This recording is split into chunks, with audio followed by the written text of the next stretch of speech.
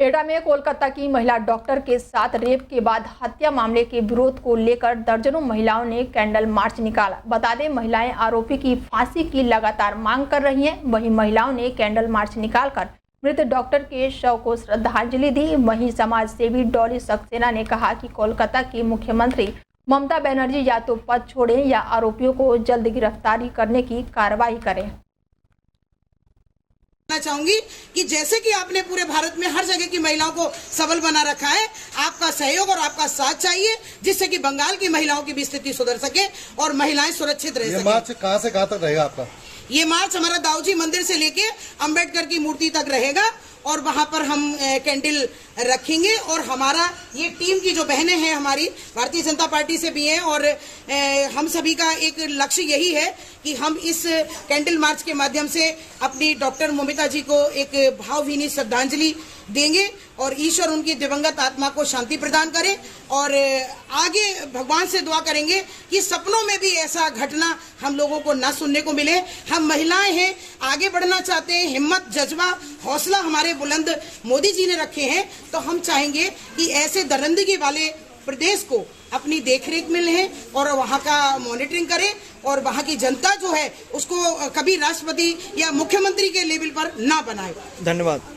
खेत में चारा लेने गई नाबालिग किशोरी के साथ दुष्कर्म का मामला सामने आया है। नाबालिग युवती खेत में चारा लेने गई थी। खेत में मौजूदा गांव के ही युवक ने ट्यूबवेल की कोठरी में खींचकर नाबालिग युवती के साथ दुष्कर्म की घटना को अंजाम दिया है। युवती ने घर पहुंचकर परिजनों को पूरी घटना की जानकारी दी। परिजनों ने पुलिस को इसकी सूचना दी। पीड़ित मां ने थाने में युवक के खिलाफ तहरीर दी है। क्या मामला है? मामला का खेत पास गई थी, बस बकरियां कोई नहीं चारी चुरा देखने के लिए। कौन गई? भतीजी हमारे। फिर क्या हुआ? फिर ये मतलब से खींच के उसे कमरा मतलब पुराना खड़ा है ट्यूबवेल का, उसमें खींच ले गए। किसने खींचा था? अखिलेश ने। और कौन था साथ में? उतना टाइम तो भी अकेले थे। फिर क्या हुआ? ताकि बाद ने मतलब रेप किया। दोनों लोगों ने किया था? नहीं, अकेले थे जितने टाइम। पुलिस को जानकारी दी? पुलिस जानकारी कल तो नहीं दी थी, आज दी। कितने समय घटना है ये? कल लगभग 1 बजे। नाम क्या है आपका? सतीश कुमार। कहाँ के रहने वाले? पश्चिम बंगाल में महिला डॉक्टर के साथ दुष्कर्म कर हत्या के मामले में उत्तर प्रदेश सरकार के मंत्री का बड़ा बयान सामने आया है। पश्चिम बंगाल की ममता बनर्जी सरकार को आड़े हाथे लेते हुए स्वतंत्र प्रभार मंत्री JPS राठौर ने कहा कि आज वहां बुलडोजर चल रहा होता तो हमारी बहन बेटियों के साथ ऐसा नहीं होता। साथ ही उन्होंने कहा है कि पश्चिम बंगाल में इस प्रकार की हजारों घटनाएं हुई हैं, जिस पर मंत्री ने वहां की सरकार को चेतावनी देते हुए कहा है कि हमारी बहन बेटियों की सुरक्षा सरकार सुनिश्चित करे और ऐसी घिनौनी वारदात को अंजाम देने वाले आरोपियों पर बड़ी से बड़ी दंडात्मक कार्रवाई की जाए। अगर वहां की सरकार ऐसा नहीं करती है तो ऐसी स्थिति में बीजेपी के कार्यकर्ता तैयार बैठे हैं। तो कलकत्ता के जज ने कहा कि अगर आपको नहीं सुधार सकते हो लॉ एंड ऑर्डर, ये बहुत पहले की बात है, तो योगी जी से एक बुलडोजर ले आओ, यहाँ पर लॉ एंड ऑर्डर ठीक करो। तो आज कलकत्ता के लोगों को भी एक बुलडोजर की ज़रूरत है और एक बुलडोजर वहाँ चलता होता तो एक हमारी बहन के साथ इस तरीके से निर्ममता पूर्वक ऐसा जघन्य अपराध नहीं होता और वो आज इस दुनिया में जीवित होती। तो इस दुनिया में उसकी लीला को समाप्त करने की इस प्रकार की हजारों घटनाएं वेस्ट बंगाल में हुई हैं।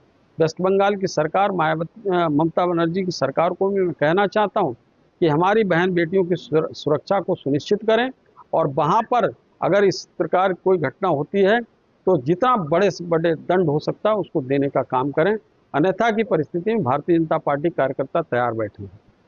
उत्तर प्रदेश के 10 विधानसभा सीटों पर जल्द ही उपचुनाव होने वाले हैं। उपचुनाव को लेकर बहुजन समाज पार्टी ने भी अपनी तैयारी तेज कर दी है। इसी कड़ी में बसपा ने मिर्जापुर मझावा विधानसभा के उपचुनाव के लिए एक बड़ी बैठक बुलाई। बता दें कि एक निजी लॉन में एक विशाल कार्यकर्ता सम्मेलन का आयोजन किया गया। मझावा सीट पर दीपक तिवारी को प्रभारी उम्मीदवार घोषित किया गया है। बसपा के वरिष्ठ नेता घनश्याम चंद्र खरवार ने कार्यकर्ता सम्मेलन को संबोधित करते हुए कार्यकर्ताओं में जोश भरा, तो वहीं मीडिया से बात करते हुए उन्होंने कहा कि बहन मायावती ने दीपक तिवारी को प्रभारी प्रत्याशी बनाया है। पार्टी द्वारा सबसे पहले अपने प्रत्याशी की घोषणा की गई है और हमें आशा है कि हमारा नंबर 1 पर ही रहेंगे। उत्तर प्रदेश में 10 सीटों पर हो रहे उपचुनाव पर उन्होंने कहा है कि हम ज़्यादा से ज़्यादा सीटें जीतेंगे। बीजेपी हर मोर्चे पर फेल है, उनकी डबल इंजन की सरकार भी फेल है। यूपी उपचुनाव सेमीफाइनल 2027 में बीएसपी की पूर्ण बहुमत की सरकार बनेगी। आप लोग पत्रकार हैं, आप लोग से अच्छा उनका विकास के बारे में कोई नहीं बताएगा कि 2 साल में चुनाव लड़े और विकास करके चले गए और 6 महीना में यहाँ हॉस्पिटल बनवा रहे हैं। 3 बार यहाँ से बीएसपी लगातार, 2 बार से लगातार हार रही है। बीएसपी यहाँ से 5 बार जीती है लगातार, इसको भी बताइए। बहुजन समाज पार्टी 5 बार जीती है। कितनी मजबूती मानते हैं आप? बहुजन समाज पार्टी की सीट निकलेगी, चुनाव जीतेगी बहुजन समाज पार्टी मझवा में, जो उसका इतिहास रहा है वो जीतेंगे। ज़्यादा से ज़्यादा सीट जीतेंगे उपचुनाव में, और क्योंकि भारतीय जनता पार्टी हर मोर्चे पर फेल है और उनकी डबल इंजन की सरकार फेल है, इसलिए सब परिवर्तन चाहते हैं।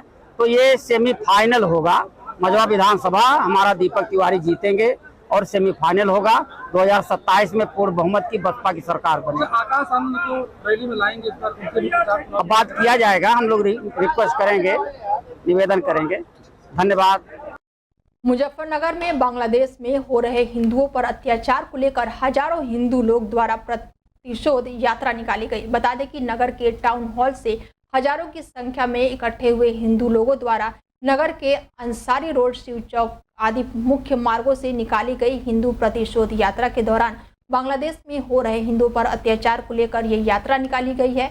महिलाओं ने हाथ में मशाल लेकर हिंदू प्रतिशोध यात्रा में भाग लिया। हिंदुओं पर हो रहे अत्याचार का जमकर विरोध किया है। हिंदू है, संगठन बहुत है, पर हम किसी संगठन का नाम नहीं लेना चाहते, क्योंकि आज हम जाति पाति हर चीज हर संगठन से ऊपर होकर केवल हिंदू हैं।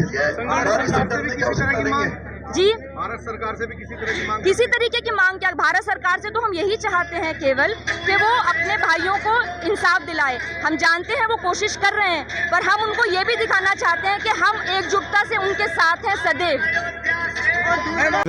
और पूरे विश्व में इन शांति दूतों ने शांति फैला रखी है। हमारी मांग है कि भारत सरकार बांग्लादेश में हस्तक्षेप करे और वहाँ के जो हमारे दलित बहुसंख्यक 80% जो हिंदू हैं वो दलित समाज से आते हैं और हम उन हिंदुओं के लिए एकजुट खड़े हैं। पूरे जनपद मुजफ्फरनगर का हिंदू एकजुट खड़ा है और सभी के सहयोग से ये प्रतिरोध मार्च, मौन यात्रा यहाँ पर निकाली जा रही है।